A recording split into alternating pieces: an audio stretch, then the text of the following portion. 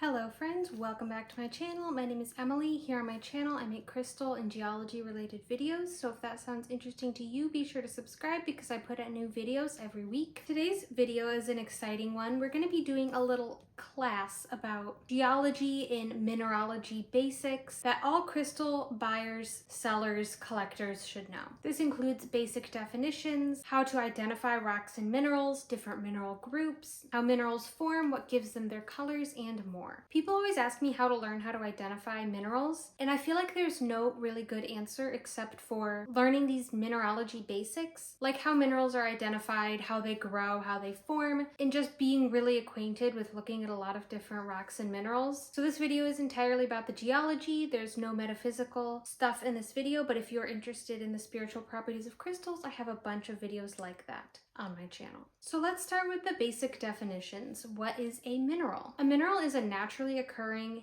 inorganic solid with a definite chemical composition and an ordered atomic arrangement. If a material does not have all of these qualities, then it cannot be a mineral. And minerals are composed of elements. Fun fact, technically ice is classified as a mineral, but it has to be ice that is naturally found in nature, not like ice from your freezer, because one of the requirements is naturally occurring. And naturally occurring ice does fit all of the requirements. Other examples of minerals include malachite, calcite, quartz, fluorite, and feldspar. A mineraloid is a material that appears like a mineral, but is missing one of the key characteristics of a mineral. This usually means that it's lacking a crystal structure. For example, obsidian, which is volcanic glass, is an example of a mineraloid. Obsidian does not have a definite chemical composition, and it doesn't have an ordered crystal structure, therefore it's obviously cannot be a mineral. Opal is another example of a mineraloid. Opals contain water in their chemical composition, but the amount varies, therefore it does not have a defined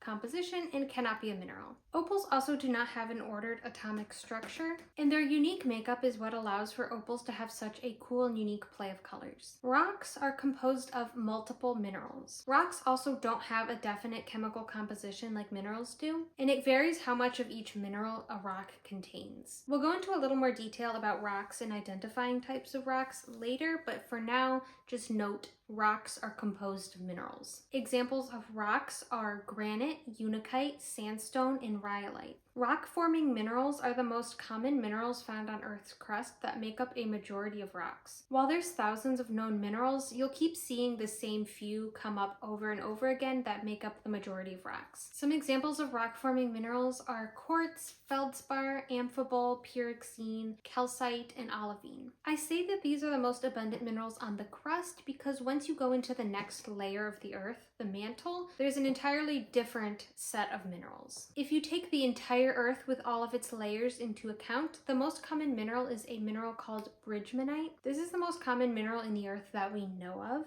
This mineral forms under high temperature and pressure conditions that we aren't able to get on the surface of the Earth. Bridgmanite can be seen in meteor impacts where the pressure and temperature is so high that it creates minerals not normally found on the surface of the Earth. A crystal, by definition, is a naturally occurring solid material where the atoms are arranged in a highly ordered, repeating pattern, forming a specific geometric structure where the internal atomic structure is reflected in the external shape. There are different patterns that crystals can be arranged in, and these are called crystal systems, which we will get into in a little bit also when we talk about identifying minerals. Examples of a crystal are a pyrite cube, a fluorite octahedron, or an amethyst point. Next, we have the term stone. The dictionary definition of a stone is a hard, solid, non-metallic mineral matter of which rock is made or a piece of stone shaped for a purpose. Stone is not a geologic term, but it's something I use a lot when referring to crystals as a whole. But there's no specific classifications for something to be considered a stone. But I feel like the words crystals and stones are used as a very broad categorizing word in the metaphysical crystal world, and they're used very loosely. If you want to be scientifically correct, you can call them rocks and minerals, because I know some people get a little particular when people use the word crystals when referring to rocks and minerals, because a crystal is a specific thing. It is a crystalline structure, but it can also just be used as a general term. And lastly, we have gemstones. A gemstone is defined as a mineral or a rock that has been cut and polished specifically for use in jewelry or for display purposes. Gemstones are typically high quality, maybe rare materials, and they have some sort of value. So those are some basic definitions. Let's get into the groups of minerals. These are the main groups that all minerals fall into. There are other groups and smaller subgroups within these as well, but these are the main ones. So if you've ever heard a crystal described as a silicate mineral, that's where this comes in. The mineral groups are based on the mineral's chemical composition. So for example, silicate minerals all have silica in their composition. When it comes to minerals, there's a lot to do with like chemistry and atoms and atomic structure. Personally, I was horrible at chemistry, and even in geology classes, as soon as atoms and atomic structure came into the equation, my brain just shut off. It's so difficult and confusing for me. So I will keep this as simple as possible when it comes to the atomic structural level of crystals. I think the most important thing to note here is the elements that are prominent within these groups and very basic shapes of structures. So the first group is the silicate mineral group. Silicates are the most abundant mineral group on the crust and in the mantle. There are about 1,000 silicate minerals that make up 90% of the Earth's crust. There are so many different subgroups of silicates like tectosilicates, phyllosilicates. Sometimes I mention those in my crystal chat videos, but I won't get into detail about all of these little subgroups. All silicate minerals are made up of the silica tetrahedra, but the way that these tetrahedrons connect together with different elements creates these different silica categories. Like some of them are in sheets, some of them are in rings. Examples of silicate minerals are pyroxene, amphibole, mica, garnet, kyanite, and rhodonite. Quartz is also a silicate mineral, and quartz is the second most common mineral on Earth's crust and is composed of two of the most abundant elements, silica and oxygen. Quartz comes in pretty much any color, can be found in most rocks, and can look so many different ways. Chalcedony is a type of quartz. It is a microcrystalline type of quartz, which means the grains are too small to be seen with the regular eye without a microscope. And chalcedony is used as a general term for multiple different types of microcrystalline quartz. Agate and jasper are types of chalcedony, but not all chalcedony is an agate or a jasper. Chalcedony is like an umbrella term where other types of microcrystalline quartz fall into. Some examples of just chalcedony are blue chalcedony, purple chalcedony, like grape agate, which is not an agate, and chrysoprase. And then we have agates, again, which are a type of chalcedony. Agates are defined as having banding, and they are translucent, meaning some light can pass through them, but they're not completely see-through. Examples of agates are carnelian, blue lace agate, Botswana agate, moss agate, and flower agate. Now, not every piece of moss agate or flower agate or other types of agate will have banding in that specific piece, but still as a whole it does have banding, so it is considered an agate. Jasper is another type of chalcedony, and this type of microcrystalline quartz is opaque, meaning no light passes through. Jasper is classified as a rock, not a mineral, because its chemical composition does vary. Examples of jasper are red jasper, mookaite, norina jasper, and bloodstone. The terms agate and jasper are thrown around a lot in the crystal world, and new materials that come on the market sometimes are just given the name agate or jasper, even if it doesn't really fit. For example, bumblebee jasper is not actually a jasper at all, and grape agate is not actually an agate because it doesn't have banding. Another type of silicate mineral is the Feldspar group. This is a group of many different minerals, and if you count the group as a whole, it is the most abundant mineral on the crust. Feldspars are aluminum tectosilicate minerals that have varying amounts of the elements calcium, sodium, and potassium. Some recognizable feldspars are labradorite, rainbow moonstone, also known as white labradorite, peach and black moonstone, amazonite, and sunstone. Feldspars are rock-forming minerals, meaning they are extremely common and make up many different types of rocks on Earth. This chart shows how feldspars are classified based on their varying amounts of these different elements. The gap that takes up a large portion of this chart is where that percentage of element combinations cannot stably exist together. So you will not find rocks with this combination of elements. Plagioclase feldspar is a sodium-calcium feldspar. Orthoclase is potassium feldspar. Alkali feldspar is potassium and sodium. Feldspathoids are minerals that resemble feldspars but have lower silica content and a different crystal structure. For example, sodalite is a feldspathoid mineral. Moving on from silicates, the next mineral group is oxides. Oxide minerals contain an oxygen anion, there's that chemistry term, with another element, usually essentially a metal. Some oxides are very metallic in appearance, whereas others can be gemstones. Some oxide minerals include hematite and magnetite. These are iron oxides. Corundum, also known as ruby and sapphire, are aluminum oxides. Cuprite is a copper oxide. Rutile is a titanium oxide. And one group within the oxides is the hydroxides, which is where oxide combines with hydrogen. For example, we have limonite, which is iron ore, and bauxite, which is aluminum ore. Goethite and naturally occurring ice also fall in the hydroxides category. The next group we have is the sulfates. Sulfates contain sulfur and oxygen as well as other elements. Sulfates can be put into two different groups: hydrous sulfates, which contain water, and anhydrous sulfates, which don't contain water. Gypsum is the only common hydrous sulfate. Selenite and satin spar are examples of the mineral gypsum. Anhydrite is a mineral that is the anhydrous version of gypsum.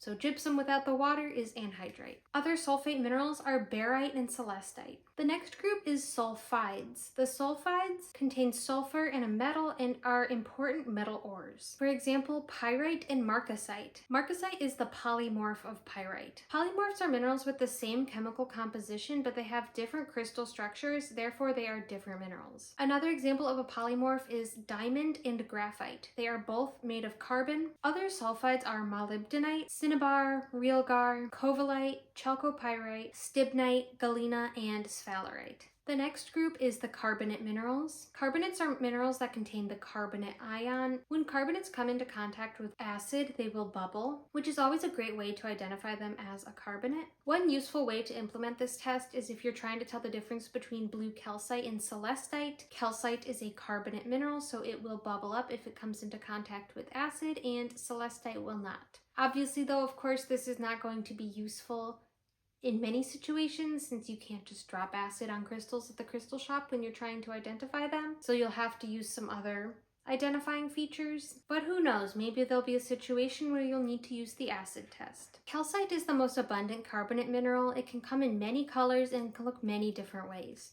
Aragonite is also a carbonate mineral, and aragonite is the polymorph of calcite. Other carbonate minerals include malachite, azurite, rhodochrosite, smithsonite, dolomite, and magnesite. The next mineral group is called the native elements, which are minerals with just one single element, such as gold, copper, sulfur, diamond, and silver. The next group is halides. These are salts with a halide anion, which could be fluoride, chloride, or bromide. These form in evaporate deposits like salt flats, sedimentary beds, and deposits from volcanic gases. Examples of halides include fluorite and halite, which is the most common halide mineral. And the last mineral group is the phosphates. Phosphates contain the phosphate anion, and while there are many phosphate minerals, most are extremely rare. The most common phosphate mineral is apatite, and apatite is not actually one single mineral, it is a group that contains multiple different minerals. Other phosphates include vivianite, turquoise, and variscite.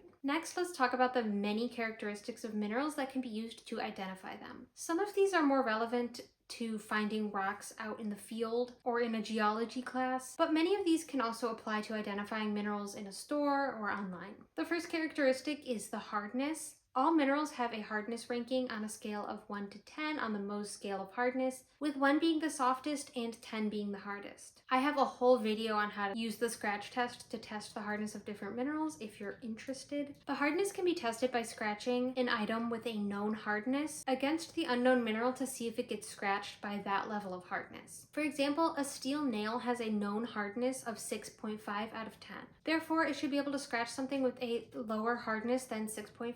If the nail is not able to scratch the mineral, then we know the hardness of the mineral is higher than a 6.5. Using the scratch test can deduce the hardness of a mineral, and that can be really helpful in identifying it. The streak of a mineral is the color of the powder left behind when a mineral is scratched against a hard white surface such as a porcelain scratch plate. The streak test works best for raw, not polished minerals. A good example of the streak test being useful is if you're trying to determine if a mineral is sodalite or lapis lazuli. Sodalite will have a white streak, whereas lapis will have a blue streak. The luster of a mineral is the way it reflects light or the sheen on the surface, and luster is categorized into two main categories of metallic versus non-metallic, and there are a lot of subcategories in the non-metallic group. The same mineral can have multiple different lusters depending on the individual specimen, so luster isn't a foolproof way to identify a mineral. Some hematite can have a metallic luster, whereas another piece might be dull and earthy. Some garnets can have a resinous luster, and some can have a vitreous luster. Some examples of minerals with a metallic luster are pyrite, gold, and galena. Some types of luster that fall into the non-metallic category are vitreous, which means glassy. Quartz is a good example of this. Dull luster means the mineral has a plain looking surface. It's earthy, it's not reflecting a lot of light. For example, non-metallic hematite. A pearly luster gives a mineral an iridescent sheen. Mica is a good example of pearly luster. Silky luster is where a mineral has parallel fibers that reflect light. For example, satin spar selenite or tiger's eye. There's also greasy luster, which includes minerals like serpentine, jade, and vesuvianite. Resinous luster, which includes amber, and adamantine. This is the highest level of luster observed, and it is similar to a glassy luster, but it is more bright and vibrant. A good example of this type of luster is a diamond. There are other types of luster as well, and honestly, some of them can look really similar, and it can be kind of hard to determine what type of luster it is. Next, we of course have the color of a mineral. Color can be useful in identifying a mineral, but not always. Many minerals like quartz and calcite come in a variety of different colors, so this can't always alone be used to identify a mineral. The color of minerals is usually from trace elements or impurities in the crystal structure. Impurities are found in small amounts, and they can give a mineral that's normally colorless a unique color. There are many minerals that we know and love for their color that would actually be colorless without impurities. Color can also be caused by physical defects in the atomic structure, such as extra electrons. It can also be due to high temperature and high pressure situations that damage the crystal structure and cause light to be reflected and refracted in a different way. Iron is a very common element impurity that produces color in many different minerals. Iron causes the mineral hematite to be red, but it also causes amethyst to be purple. A different type of iron also causes aquamarine to be blue. It depends on the state of the element. Again, that's chemistry and I'm not touching that. Minerals such as malachite, azurite, chrysocolla, and shadokite get their blue-green color from their copper content. However, cuprite is another mineral that has copper and it gets its red color from copper, depending on the state of the copper. Different oxidation states and reactions can create different colors from the same elements in a mineral. Manganese is another common element impurity that tends to give minerals a red, pink, or purplish color, such as in rhodochrosite and rhodonite. A mineral can also get its color from inclusions of another mineral. For example, black tourmaline in quartz, rutile in quartz, pyrite in quartz. Some minerals also display something called color zoning. Color zoning is the change in color or hue during the mineral's growth process due to change in environment, whether this be temperature or availability of elements. There are a lot of types of color zoning, and some minerals have zoning even if it's not visible. Examples of color zoning in minerals are fluorite, watermelon tourmaline, and ametrine. A phantom is something that appears in some crystal points. Phantoms show a former growth stage of a crystal and can either look like a point below the natural point of the crystal, or sometimes it shows up as just lines. Phantoms can also be formed from change in temperature during the crystal's growth process. On the crystal market, it is common for minerals to be heated to change or enhance their color. Natural amethyst can be heated to create an artificial yellow citrine, which mimics a natural process of heating which happens within the earth. But if the citrine looks like this and not this, then it has been artificially heated, and it didn't come out of the earth looking like that. Many gemstones are heated to enhance their color to make them more desirable. Carnelian is another mineral that's heated to enhance its color. It gives it a more vibrant red, whereas naturally, a lot of the time, it is a bit more brown. Apatite can be heated from a more green color to turn a vibrant blue. In addition to color, some minerals have unique optical properties that can be used to identify them. For example, fluorescence. Fluorescence is when a mineral glows when exposed to other wavelengths of light, most commonly UV light. This type of light will excite electrons in the crystal structure, causing them to bounce and release energy in the form of light. One of the most well-known fluorescent minerals is fluorite, which actually gave the word fluorescence its name. While While fluorite is commonly fluorescent,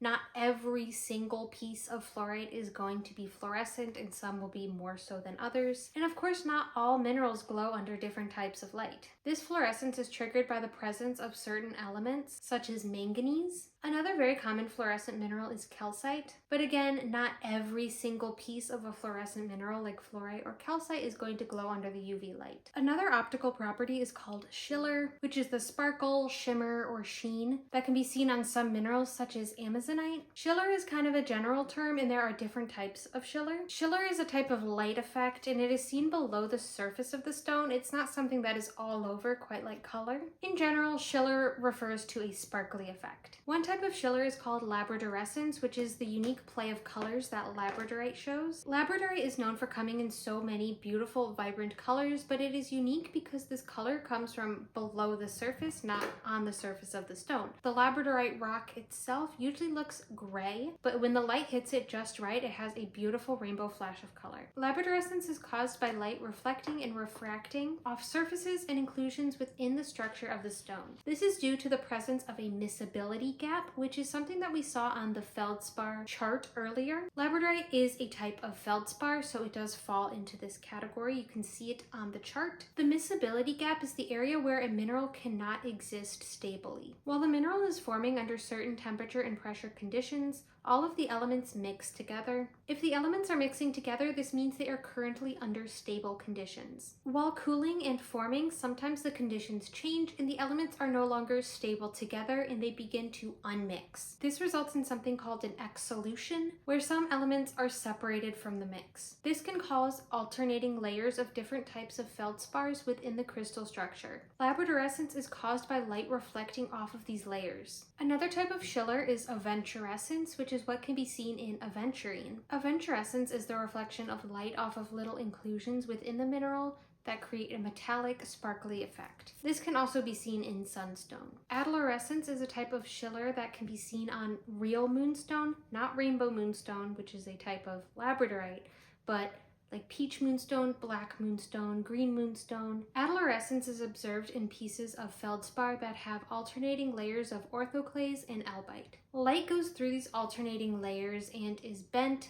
reflected, and scattered at the surface of each layer. This is the cause of that beautiful silvery flash that you'll see on pieces of moonstone. Oftentimes, moonstone has both a sparkly schiller effect and an adolerescence glowy effect in a single piece. Moonstone was named after this special feature because it resembles a moon glowing from behind the clouds. And lastly, opalescence is another type of schiller. This is what opals have. The play of colors you see from opal is caused by light reflecting off of opal's internal structure, which is composed of silica spheres, which allows the light to reflect in all directions. Another type of optical feature that some minerals have is asterism. This is what you see in a star rose quartz or a star ruby, a star garnet. This star effect is caused by light reflecting off little needle-like inclusions within the stone. Sometimes the star effect is really noticeable, and it is usually best seen when in a bright direct light, like with a flashlight. These stars can come in 4, 6, or even 12-sided rays. Translucency is the ability for light to pass through a mineral, and there are 3 different levels of translucency. The first level is opaque, which means no light passes through the stone. For example, red jasper. If you hold it up to a light, you're not going to see any light coming through it. The next level is translucent, meaning some light will pass through, but you can't totally see through it. For example, carnelian, if you hold it up to a light, you can see it kind of glow, but you can't see anything through it. And the last level is transparent, which means it's totally clear and see-through, like a clear quartz. Another way to identify minerals is through cleavage and fracture. Cleavage is a mineral's tendency to break along smooth, flat planes according to its crystal lattice structure. Some minerals break apart more readily than others, and some minerals have more perfect cleavage than others. Some minerals also have multiple cleavage planes, where some minerals just have one. The mineral halite has a cubic cleavage. Calcite has a rhombic cleavage. Like when you see calcite in these little rhombus shapes, this is its natural shape. It hasn't been carved to look like this. Mica has basal cleavage, which means it cleaves along one plane and it breaks apart and even peels off in sheets. Conchoidal fracture is a type of fracture where a mineral breaks irregularly, not along planes according to the crystal structure. Quartz has a conchoidal fracture because the bonds within the crystal structure are all equally strong, with no weak points for it to break along. The next way that minerals can be categorized and identified is through their crystal system. Crystal system involves a lot of atoms, and like I said, that's always been hard for me, so crystal systems was always the hardest part of my mineralogy classes. But I'll keep this super simple and just stick to the shapes and not dive super deep into why things are the way they are. Just look at the pictures of the shapes. The crystal system of a mineral describes the way the atoms are arranged internally, which translates to the way the crystal looks externally. However, depending on the crystal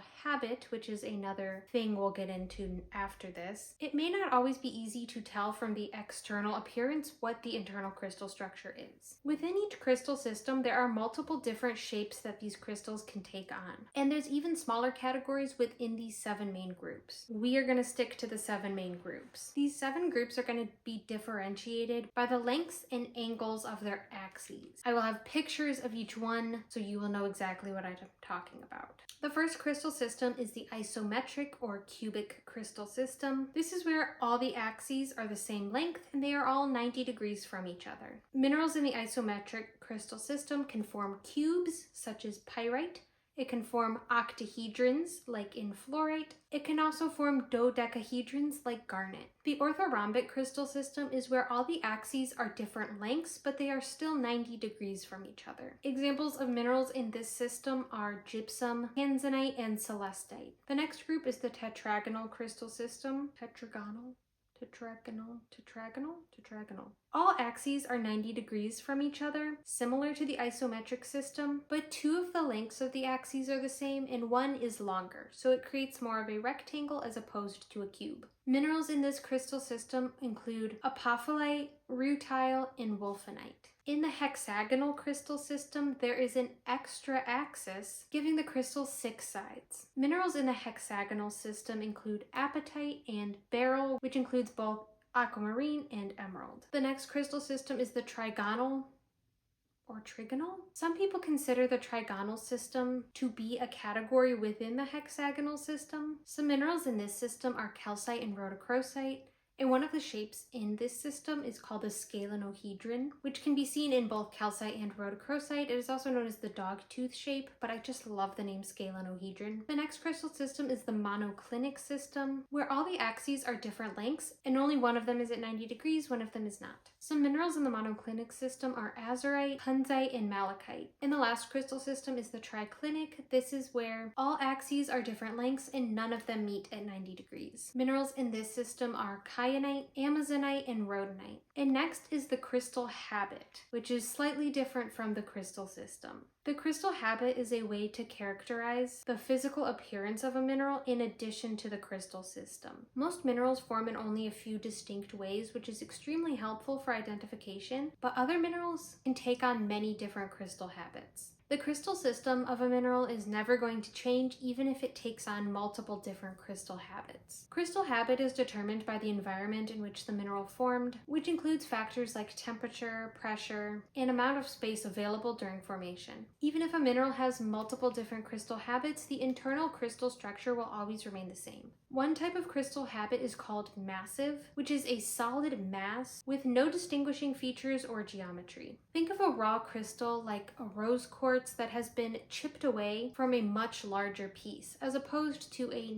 natural cluster of quartz points. Massive is a common form for many different minerals. Many materials that have been cut, carved, and polished into unique shapes were once a part of a massive rock. Another crystal habit is called botryoidal, which means taking the shape of a cluster of grapes. Most notably, grape agate has a botryoidal structure, but minerals like malachite and hematite can also form botryoidally. Druzy is where the surface is covered in a bunch of small crystals. Examples of druzy are an amethyst cluster, uvarovite garnet, and cobaltocalcite. A fibrous habit is where a mineral forms fine fiber-like crystals. For example, serpentine is a fibrous mineral, and fibrous minerals actually are very dangerous because this is what asbestos is made of. Minerals can also form in stalactites, which is often in a cave. Malachite, rhodochrosite, and calcite are known to form stalactites. A dendritic habit is where the mineral forms a branching or veining pattern. For example, copper or other oxide minerals,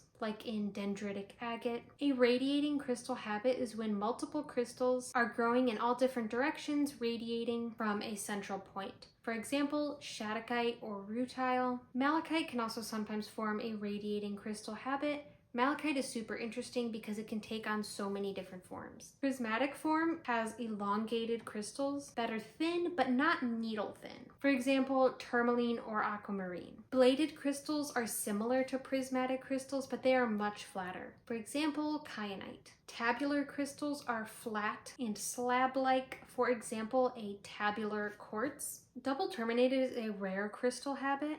A lot of crystals on the market are carved to be double terminated, but very few are actually formed like this in nature. Herkimer diamonds are a good example of a naturally double terminated crystal. There are many more crystal habits other than these, but these are some main ones that are good to know. And these are all natural formations. Many crystals on the market have been cut, carved, and polished, so forms such as towers, spheres, palm stones, freeforms, tumbles, pyramids, and other shapes have been cut from a much larger piece, such as a massive piece, to form these shapes. And the last way to identify minerals that we're going to talk about is magnetism. Magnetism is useful for identifying minerals, especially metals, because there are not that many magnetic minerals. So if you do find one that is magnetic, then that really narrows down the hunt for identifying what that mineral is. So that is all the identifying features that we're going to talk about for how to categorize and identify different minerals. Now we're going to briefly talk about rocks. And talking about the way rocks form helps us understand how different crystals form. Some of the crystals on the crystal market that we see are actually not crystals, but they are rocks. And rocks, again, are composed of different minerals. So some examples of rocks are unakite, ruby fuchsite, and kiwi jasper. So now that we know all about minerals and how to identify them, let's go over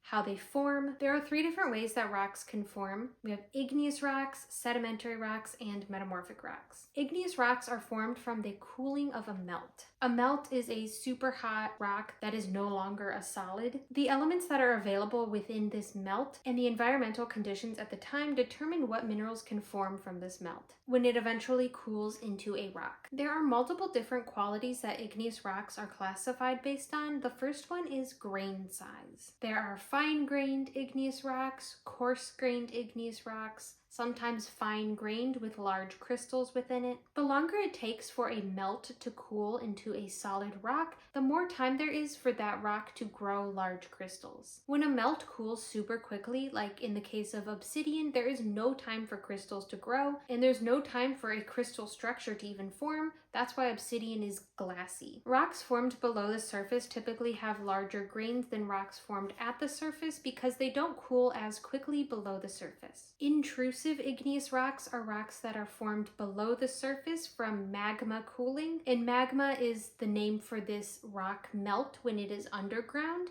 and when the magma comes up to the surface, it is called lava. Extrusive rocks are formed when this lava at the surface cools. You can tell by a rock's grain size and other features if it cooled externally or internally. Igneous rocks are also classified by their mineral content. Diagrams like these are used to classify igneous rocks based on their minerals. Since there are only a few different rock-forming minerals that can be found throughout most rocks, if you're familiar with these minerals, you can just look at an igneous rock and see what minerals are inside of it, and then you can use this diagram to decide what the name of that rock is. Igneous rocks are also classified based on if they are felsic or mafic. Felsic rocks are lighter in color and they have a high silica content. Mafic rocks are darker, heavier, and have a low silica content. The next type of rock is sedimentary. Sedimentary rocks are when small rock particles in sediment accumulate and become cemented together to form a rock. There are 3 different types of sedimentary rocks. The first is chemical sedimentary rocks, which are formed through things like evaporate deposits. This is when a solution with elements dissolved in it evaporates and leaves behind these elements to form minerals.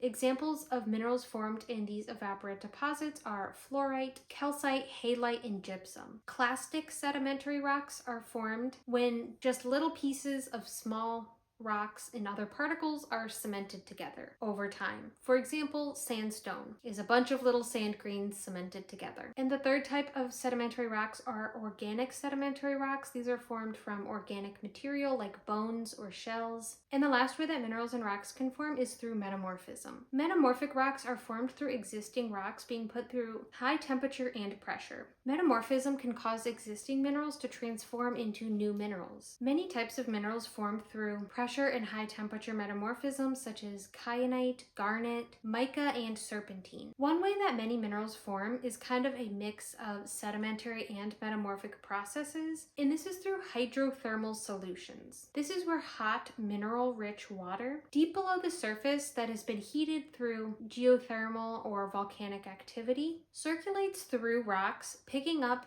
different elements until these elements are eventually deposited and crystallized into minerals. This is technically a sedimentary process since these minerals are formed through a solution, and these high temperature waters can also cause metamorphism to the surrounding rocks. Examples of minerals that are formed through hydrothermal deposits are amethyst, citrine, malachite, and agates. And lastly, we have lab-grown minerals. Obviously by the name, these are minerals that are man-made in a lab. They are not naturally forming, but lab-grown crystals aren't always completely fake. They are actually real minerals formed through a controlled man-made environment. An example of a real mineral grown in a lab is bismuth. The really cool rainbow bismuth crystals that we see are not actually formed like that in nature. These are all man-made. Bismuth is very rarely found in nature, and when it is silver, not rainbow. Lab-grown crystals can be a good thing in the fact that they can be created ethically without the labor and environmental damage that mining creates. The problem with lab-grown crystals is they are often sold as natural, genuine stones without the disclaimer being made that they are man-made.